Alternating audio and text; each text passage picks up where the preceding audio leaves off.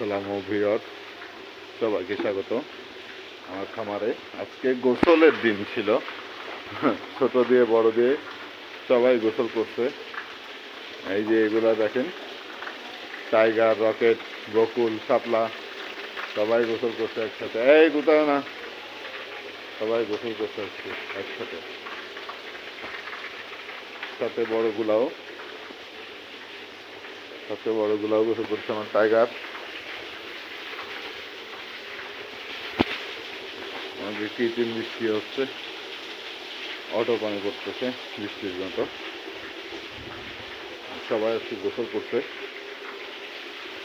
একটা অনুভূতি যে খাবার জায়গাটা কি পরিষ্কার। যখন খাবার দেবো ময়লা ভরে দেবে।